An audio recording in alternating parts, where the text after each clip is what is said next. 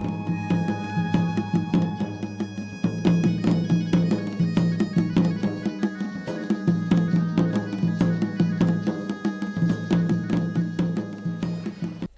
बहुत स्वागत है आपका इंडिया वॉइस पे। मैं हूं आपके साथ समृद्ध मिश्रा। शुरुआत करते हैं बुलेटिन की। वक्त हो चला है देवभूमि समाचार का। पहली खबर के साथ तो आपको बता दें, देहरादून से जो है फिलहाल एक बड़ी खबर सामने निकल के आ रही है, जहां आज सचिवालय में धामी कैबिनेट की अहम बैठक जो है होने जा रही है।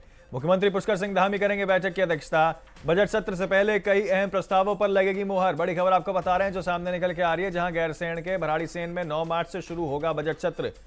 तो बड़ी खबर आपको बता रहे हैं जो फिलहाल सामने निकल के आ रही है, जहां आज मुख्यमंत्री पुष्कर सिंह धामी की अध्यक्षता में यहां पे जो है एक अहम बैठक होने जा रही है। बजट सत्र से पहले कई अहम प्रस्तावों पर मुहर लगेगी। इसी के साथ आपको बता दें कि यहां पर बजट सत्र से पहले कई सारी चीजों को लेकर चर्चाएं संभव बताई जा रही हैं। सचिवालय में धामी कैबिनेट की अहम बैठक जो है वो आज बताई जा रही है, जहां पर मुख्यमंत्री पुष्कर सिंह धामी जो है वो इस बैठक की अध्यक्षता करेंगे। और इसी के साथ आपको बता दें कि यहां पर 9 मार्च से जो बजट सत्र शुरू होने वाला है, उससे पहले तमाम विषयों को लेकर जो है यहां पर चर्चाएं दोनों सभी के बीच संभव बताई जा रही है। देहरादून सचिवालय में आज मुख्यमंत्री पुष्कर सिंह धामी की अध्यक्षता में कैबिनेट की अहम बैठक होने जा रही है। बजट सत्र से पहले कई महत्वपूर्ण प्रस्तावों पर मुहर लग सकती है। गैरसैंण के भराड़ीसैंण में 9 मार्च से बजट सत्र शुरू होगा। कैबिनेट में सदन में पेश होने वाले विधेयकों की मंजूरी यहां दे दी गई है, जिसमें समान नागरिकता संहिता संशोधन विधेयक भी शामिल है। विभिन्न विभागों के वार्षिक प्रतिवेदन भी जो है इसमें पेश किए जाएंगे। वित्तीय वर्ष 2026-27 के बजट को हरी झंडी जो है यहां पर दिखा दी गई है। अब एक अंतुरा हमारे संवाददाता हमारे साथ जो है फोन लाइन पर सीधे देहरादून से जुड़ चुके हैं, सीधे उनके पास चलते हैं। अब देखिए यहाँ पे जो है कई सारे अहम प्रस्ताव जो है उनके ऊपर मुहर लग सकती है आज, क्योंकि बजट सत्र से पहले काफी ज्यादा अहम जो है मानी जा रही है।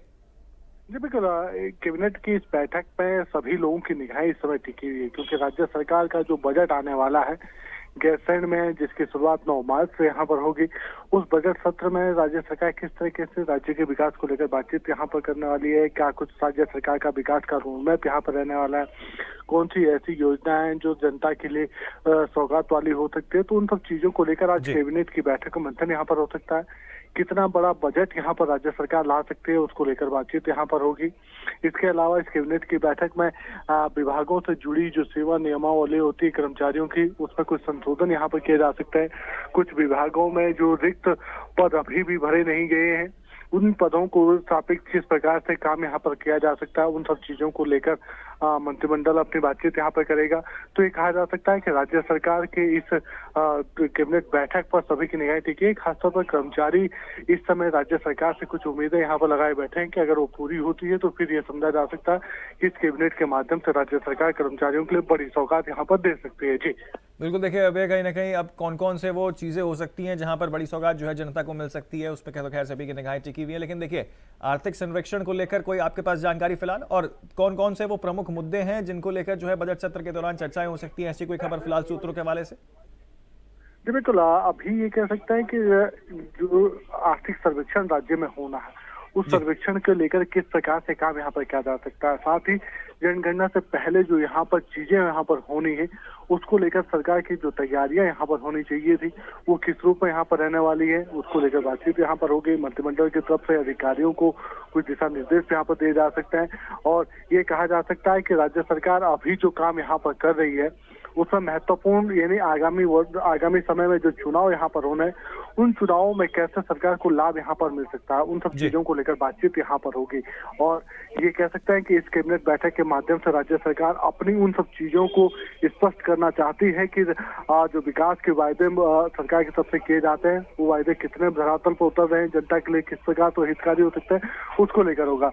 लेकिन अभी तक ये कहा जा सकता है कि जो सरकार की जो नीतियां अभी तक रही हैं उसमें सरकार चाहती है कि आने वाले दिनों में विकास की योजनाओं को और त्वरित गति से आगे बढ़ाया जा सके। खासतौर पर राज्य और केंद्र की जो योजना है, केंद्रीय शासित जो योजना है, उन योजनाओं की जो प्रगति रिपोर्ट है उसको बढ़ाने का काम यहाँ पर किया जा सके। जी अबे क्योंकि देखिए अगले साल चुनाव होने, 27 का चुनाव है, ऐसे में जो ये बजट होगा कहीं ना कहीं मौजूदा वक्त की जो धामी सरकार है उसका आखिरी बजट है। ऐसे में किस तरीके से तमाम प्रतिक्रियाएं राज्य के अंदर राजनीतिक रूप से दिखते हुए नजर आ रही हैं?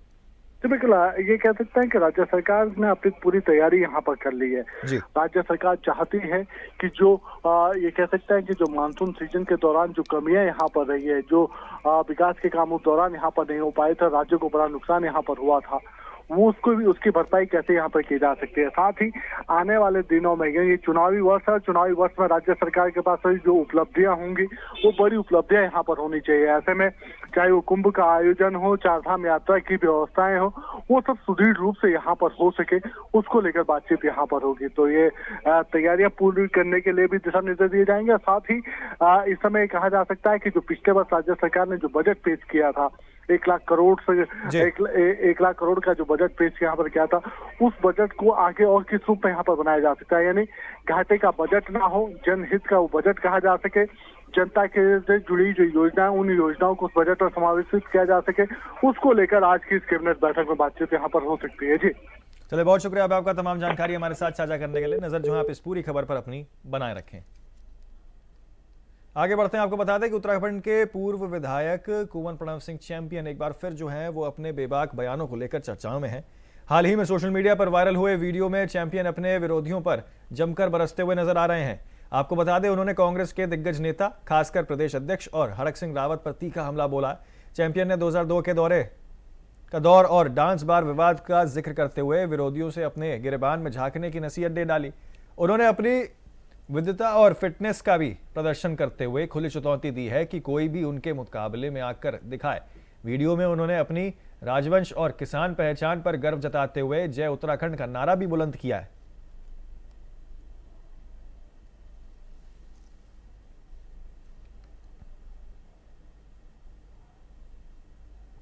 आगे बढ़ते हैं, आपको बता दें कि हरिद्वार कुंभ 2027 को लेकर आज अखाड़ा परिषद की अहम बैठक जो है वो मेला कंट्रोल भवन में मेलाधिकारी के साथ होगी। सभी अखाड़ों के प्रमुखों और आपको बता दें कि औपचारिक निमंत्रण जो है उनको भेजा गया है। बैठक में अमृत स्नान की तिथियों पर जो है मंथन किया जाएगा। साथ ही आपको बता दें कि धर्म ध्वज फहराने पर भी चर्चा होगी। कुंभ की दिव्यता, भव्यता और अलौकिकता और सुरक्षा व्यवस्था पर विशेष ध्यान दिया जाएगा। मेला क्षेत्र की तैयारी को लेकर यहाँ पर विस्तृत समीक्षा की जाएगी। इससे पहले मुख्यमंत्री पुष्कर सिंह धामी भी इस संबंध में बैठक कर चुके हैं। लाखों श्रद्धालुओं की भागीदारी से इस आयोजन को ऐतिहासिक जो है वो बनाया जाएगा और इसे कुंभ 2027 की सफलता की दिशा में एक बहुत महत्वपूर्ण कदम जो है वो माना जा रहा है। आपकी आवाज को जो आपका आगे बढ़ते हैं, आपको बता दें कि देहरादून में आयोजित समीक्षा बैठक में एसएसपी अजय सिंह ने स्पष्ट चेतावनी दी है कि लापरवाही बरतने वाले अधिकारियों पर सख्त कार्रवाई जो है वो की जाएगी। आपको बता दें कि सभी थाना प्रभारियों और क्षेत्राधिकारियों की जवाबदेही तय कर जवाब मांगने के निर्देश यहां पर दिए गए हैं। ऑपरेशन क्रैकडाउन के तहत सत्यापन अभियान तेज कर दिया गया है और आपको बता दें कि पीक आवर्स में बाजारों और प्रमुख चौराहों पर पुलिस की मौजूदगी बढ़ाने और इसी के साथ आकस्मिक चेकिंग चलाने के लिए भी कहा गया। गैंगस्टर एक्ट के अंतर्गत कठोर कार्रवाई और इनामी बदमाश की शीघ्र गिरफ्तारी पर विशेष जोर जो है वो दिया जाएगा। रमजान और होली के मद्देनजर संवेदनशील क्षेत्रों में अतिरिक्त सतर्कता बरतने, खुफिया तंत्र सक्रिय रखने और गश्त बढ़ाने के निर्देश यहां पर दिए गए हैं। कानून व्यवस्था में किसी भी तरह की ढिलाई पर संबंधित थाना प्रभारी को जिम्मेदार ठहराया जाएगा।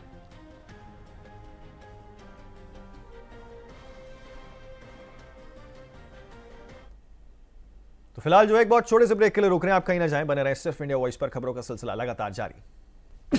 तो ब्रेक के बाद जो है फिर एक बार आप सभी का बहुत स्वागत है। आगे बढ़ते हैं फिर से बाकी खबरों की ओर। आपको बता दें किस तरीके से उत्तराखंड के प्रमुख राज्य आंदोलनकारी हरीश परेनो ने भीमताल विधायक राम सिंह केड़ा की कार्यशैली और भाषा पर जो है गंभीर सवाल खड़े कर दिए। हल्द्वानी में आयोजित प्रेस वार्ता में आपको बता दें कि पनेरू ने आरोप लगाया कि विधायक ने स्वास्थ्य विभाग के अधिकारियों के साथ यहां पर अभद्र भाषा का प्रयोग किया है और उन्हें देख लेने जैसी धमकी जो है वो दे डाली है। परेनो ने कहा कि जनप्रतिनिधियों से संयमित और यहां पर मर्यादित व्यवहार की उम्मीद होती है, लेकिन इस प्रकार की भाषा लोकतांत्रिक मूल्यों के खिलाफ है। उन्होंने कहा कि राज्य आंदोलनकारियों ने उत्तराखंड को बेहतर प्रशासन के लिए संघर्ष जो है वो किया है और यदि जनप्रतिनिधि अधिकारियों को अपमानित करेंगे तो शासन व्यवस्था कमजोर होगी। परेनो ने सरकार से निष्पक्ष जांच की मांग की है और चेतावनी दी है कि भविष्य में ऐसी घटनाएं दोहराई गई तो राज्य आंदोलन और ज्यादा विरोध करे जाएगा। गुंडाई सामने आई, जिस तरह से उमेश काऊ देहरादून में कर रहे हैं उस तरह से भीमताल के विधायक जी लगातार गुंडाई कर रहे हैं, लेकिन आज एक प्रत्यक्ष रूप से एक कागजों में सामने आ गई है। ये एक डॉक्टर ने कंप्लेंट की है, इसका दूध का दूध पानी का पानी होना चाहिए। जिसने भी इस तरह का व्यवहार किया उसके खिलाफ कानूनी कार्रवाई। घटना है, डॉक्टर के साथ मारपीट की है, उसने खुले लिखित कंप्लेंट की है और कोई उठाने वाला नहीं है। हरीश पनेरू आपके आशीर्वाद से इस आवाज़ को उठा रहा है। लगातार सबको जीने का अधिकार है, सबको सिस्टम है, एक उस सिस्टम के तहत काम करना चाहिए। गुंडई किसी की बर्दाश्त नहीं। तो आपको बता दें कि 9 मार्च से शुरू होने जा रहे उत्तराखंड विधानसभा के बजट सत्र की तैयारियां जो हैं वो तेज हो गई हैं। सत्र के दौरान आपको बता दें विधायकों द्वारा प्रश्नकाल में पूछे जाने वाले सवाल पहले से ही तैयार कर लिए गए हैं। विधायक खजान दास ने बताया कि इस बार गैरसैंण में बजट पहले से अधिक होगा। मुख्यमंत्री पुष्कर सिंह धामी सभी जिलों में जाकर विभिन्न वर्गों से संवाद किया जाएगा और इसी के बाद आपको बता दें ताकि बजट में उनके सुझावों को शामिल किया जा सके। बजट 2026 उत्तराखंड के सभी वर्गों के लिए सकारात्मक होगा, ये बात उन्होंने कही है। विशेषकर मैं कहना चाहूँगा कि बजट सत्र इस समय जैसे माननीय मुख्यमंत्री जी ने जो कहा था कि अगला जो सत्र होगा वो गैरसैंण में होगा और गैरसैंण में पूरी तैयारी के साथ हमारे माननीय मंत्रीगण और विधायकगण भी जिन्होंने अपने विधानसभा में जो क्वेश्चन लगा रखे हैं पूरी तैयारी के साथ जाएंगे। और इस समय की बहुत ही एक अच्छी बात यह है कि माननीय मुख्यमंत्री जी ने जन संवाद किया है लोगों से और बजट में क्या अच्छा हम उत्तराखंड के लिए कर सकते हैं उसके लिए लोगों के सुझाव एकत्रित किए गए और उसमें से जो ठोस सुझाव होंगे उत्तराखंड के हित के लिए होंगे, उसके तहत उसको बजट में सम्मिलित किया जाएगा। और मुझे लगता है कि उत्तराखंड के जनमानस के उनके जिस तरह से जो उनके सुझाव आए हैं उसके निमित्त बजट भी होगा। और बजट के लिए हम इतना भी कहना चाहेंगे कि बहुत ही सकारात्मक होगा, बहुत ही अच्छा होगा। पिछले साल का जो बजट था वो 1,03,00,000 समथिंग का था और इस समय का जो बजट होगा वो बढ़कर के होगा। तो मुझे लगता है कि ये बजट एक अच्छा साबित होगा। आगे बढ़ते हैं, आपको बता दें कि हरिद्वार के बहादुराबाद क्षेत्र स्थित गांव अतमलपुल बोंगाल में सरकार जनता के द्वार कार्यक्रम के तहत जन समस्याएं समाधान बैठक आयोजित की गई हैं। बैठक में जिला आबकारी अधिकारी कैलाश बिजौला, ग्राम प्रधान नीरज चौहान मौजूद रहे। ग्रामीणों ने अपनी समस्याएं रखी, जिसमें प्रमुख समस्या पेयजल संकट की रही। करीब 2000 कनेक्शंस होने के बावजूद नियमित पानी आपूर्ति नहीं हो पा रही है, जिससे बड़ी आबादी प्रभावित हो रही है। आंगनबाड़ी केंद्र के पास आपको बता दें पानी की टंकी की कमी से बच्चों को भी परेशानियों का सामना करना पड़ रहा। इसके अलावा चक्रोट की खराब स्थिति और क्षेत्र में यहाँ पर जंगली हाथियों का बढ़ता खतरा भी एक गंभीर मुद्दा जो है फिलहाल बना हुआ है। ग्राम प्रधान ने 3 साल से लंबित समस्याओं का शीघ्र समाधान करने की मांग यहाँ पर उठाई है।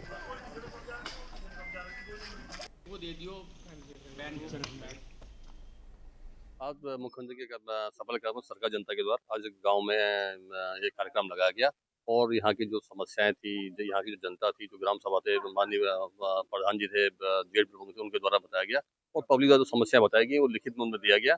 इनमें संबंधित विभागों को ये जाएंगी और इसमें कार्रवाई की जाएगी। दून अस्पताल में बढ़ते मरीजों की संख्या को देखते हुए अस्पताल प्रशासन ने एक अहम पहल यहां पर की है। अब मरीजों को लंबी लाइनों से राहत देने के लिए हर फ्लोर पर रजिस्ट्रेशन और बिलिंग की सुविधा शुरू कर दी जाएगी। पहले रजिस्ट्रेशन और बिलिंग काउंटर केवल ग्राउंड फ्लोर पर होते थे, जिससे भारी भीड़ लगती थी। अब मरीज किसी भी फ्लोर में अपने खर्चा बनवा सकते हैं। इसी के साथ खासकर मेडिकल विभागों से जहां अधिक भीड़ रहती है। इसके अलावा आयुष्मान योजना के तहत भर्ती प्रक्रिया को भी सरल बनाया जाएगा। पहले इमरजेंसी में भर्ती मरीजों को आयुष्मान प्रक्रिया के लिए अलग से जाना पड़ता था, लेकिन अब सुबह 9 बजे से दोपहर 3 बजे तक आयुष्मान काउंटर पर एडमिशन की सुविधा उपलब्ध रहेगी। दून में देखिए हर रोज़ हमारे 2,500 से 3,000 मरीज हमारे हर रोज़ आते हैं। तो अगर आपने पहले कभी विज़िट करा होगा तो आप देखोगे कि नीचे बड़ा मेला सा लगता था कि क्योंकि हमारा सारा रजिस्ट्रेशन और बिलिंग हमारी जो है वो ग्राउंड फ्लोर पर ही थी। लेकिन आज अगर आप आज आए होंगे तो आपने देखा कहीं भीड़ नहीं आपको नज़र आई होगी कि अब हमने रजिस्ट्रेशन जो है हर फ्लोर पे कर दिया है। तो मरीज और कहीं का भी जो ओपीडी की स्लिप है वो किसी भी फ्लोर से आप बना सकते हैं। जैसे फर्स्ट फ्लोर से आप मेडिसिन की भी बना सकते हैं, सर्जरी की भी बना सकते हैं। और ख़ास तौर पे फर्स्ट फ्लोर पे जो है हमारा गायनी और डर्मा चलता है, जहाँ पे हमारी काफ़ी भीड़ रहती है। तो फर्स्ट फ्लोर पे जो है हम लोग जो है हमने एक बिलिंग की सुविधा भी ये दी है कि मेरे को कुछ इन्वेस्टिगेशंस कराने हो तो वो वहीं से उपलब्ध हो जाएंगे। देहरादून में परिवहन विभाग प्रदूषण नियंत्रण व्यवस्था को और अधिक और पारदर्शी और सख्ती जो है बनाने के लिए यहाँ नया पॉल्यूशन मॉड्यूल 2.0 लॉन्च करने जा रहा है। सहभागिता परिवहन अधिकारी ने बताया कि यहाँ ये सभी मॉड्यूल आज से देहरादून, ऋषिकेश और काशीपुर में लागू किए जाएंगे। इस मॉड्यूल में कई तकनीकी सुधार किए जाएंगे। अब वाहन के चलते यहाँ पर टेस्ट के दौरान रियल टाइम से फोटो खींची जाएगी और लगभग 10 सेकंड का लाइव वीडियो भी रिकॉर्ड किया जाएगा। जब प्रशासन और वाहन मालिक पॉल्यूशन सर्टिफिकेट बनवाने के लिए केंद्र पर आएंगे तो पूरी प्रक्रिया सिस्टम से रियल टाइम अपडेट होगी, जिससे फर्जी सर्टिफिकेट्स पर रोक लगेगी और मशीन संचालकों की जवाबदेही बढ़ेगी।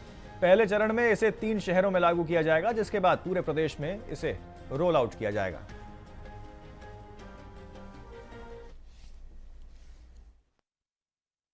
तो हमारा जो पॉल्यूशन का जो मॉड्यूल है उस 2.0 कल से हम उसको लॉन्च कर रहे हैं देहरादून, ऋषिकेश और काशीपुर में। इसमें बहुत सारी चीज़ें अमेंड की गई हैं, जैसे कि उसका रियल टाइम पे फ़ोटो खींचेगा और रियल टाइम पे 10 सेकंड की एक वीडियो होगी जो गाड़ी की उसी समय मौजूद, जब सेंटर पे पॉल्यूशन करवाने जाएंगे तब उसमें, ताकि ये इंश्योर हो जाए कि गाड़ी गई है। क्योंकि अभी शिकायतें ये आती थी कि कई बार किसी ने गाड़ी नहीं गई और फोटो से देख के या ऐसे कुछ 1-2 केसेस आए हैं कि पॉल्यूशन कर दिया। तो इससे पॉल्यूशन की जो मशीन्स या पॉल्यूशन जो कर रहा है उसमें थोड़ी स्ट्रिक्टनेस आएगी और उसके बाद हम पूरे स्टेट में इसको रोल आउट करवाएंगे।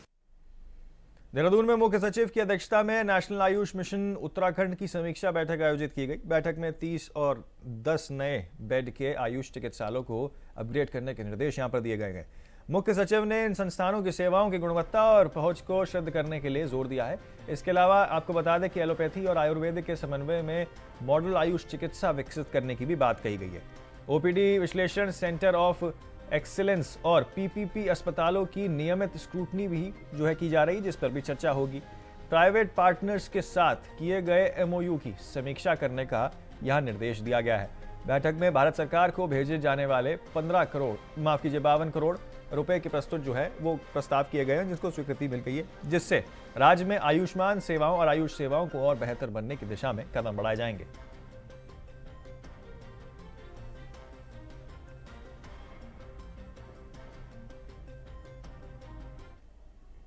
तो देहरादून में आगामी होली पर्व को शांतिपूर्ण और सौहार्दपूर्ण रूप से मनाने के लिए पुलिस प्रशासन पूरी तरीके से तैयार है। त्योहार को देखते हुए पुलिस अधिकारियों की एक महत्वपूर्ण बैठक आयोजित की गई है, जिसमें सुरक्षा और कानून व्यवस्था बनाए रखने की विस्तृत रणनीति तैयार की गई है। बैठक में सभी थाना प्रभारियों और क्षेत्राधिकारियों को आवश्यक दिशा निर्देश दिए गए हैं, ताकि किसी भी प्रकार की कानून व्यवस्था संबंधित समस्याएं जो हैं वो रोकने के लिए तत्पर सुनिश्चित की जा सके। एसएसपी प्रवीण सिंह डोभाल ने बताया कि संवेदनशील क्षेत्रों में अतिरिक्त पुलिस बल तैनात किया जाएगा और गश्त बढ़ाई जाएगी। हुड़दंग, शराब पीकर वाहन चलाने और असामाजिक तत्वों पर विशेष नजर रखी जाएगी। उन्होंने ये भी कहा है कि देहरादून पुलिस ये सुनिश्चित करने के लिए प्रयास कर रही है कि होली का त्यौहार उल्लास और सुरक्षा के साथ मनाया जाए और आवश्यक सभी कदम यहां पर उठाए जाए।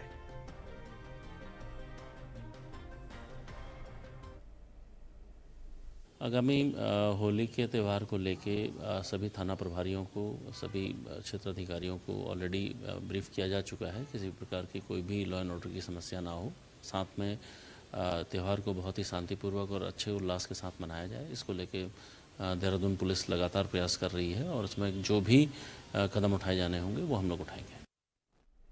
देहरादून में एसएसपी ने सुरक्षा व्यवस्था को लेकर सख्त रुख अपनाया है। उन्होंने लापरवाही बरतने वाले अधिकारियों पर कार्रवाई की चेतावनी दी है और थाना प्रभारियों की जवाबदेही तय करने के भी यहां पर निर्देश उन्होंने दिए। आपको बता दें कि पीक आवर्स में यहां पर पुलिस की विजिबिलिटी बढ़ाने और सत्यापन और चेकिंग अभियान को तेज करने के आदेश यहां पर दिए गए हैं। इसके अलावा अपराधियों के खिलाफ गैंगस्टर एक्ट के तहत कार्रवाई की तैयारी की जा रही है। रमजान और होली के दौरान संवेदनशील क्षेत्रों में विशेष सतर्कता बरतने की भी बात यहां पर की गई है, ताकि कानून व्यवस्था बनाए रखने में कोई कमी ना हो। एसएसपी ने सभी थाना प्रभारियों को इस दिशा में सख्त कदम उठाने के लिए कहा है।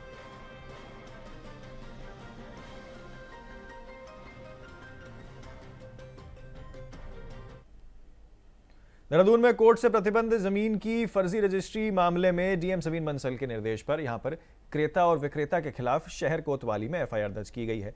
यह मामला आपको बता दें कि अम्बाला तरला की विवादित भूमि से जुड़ा हुआ बताया जा रहा है, जिसे पीएससीएल और गोल्ड फॉरेस्ट्स में संबंधित जो है वो बताया गया था। रजिस्ट्रार कार्यालय की जांच शुरू कर दी गई है और संबंधित दाखिल खारिज को निरस्त करने के आदेश भी यहां पर जारी कर दिए गए हैं। इस मामले में भूमाफियाओं के खिलाफ सख्त कार्रवाई के संकेत दिए गए हैं। प्रशासन ने यह कदम फर्जी रजिस्ट्री के मामलों को सख्ती से निपटने के लिए उठाया है, ताकि भविष्य में ऐसी घटनाओं को रोका जा सके।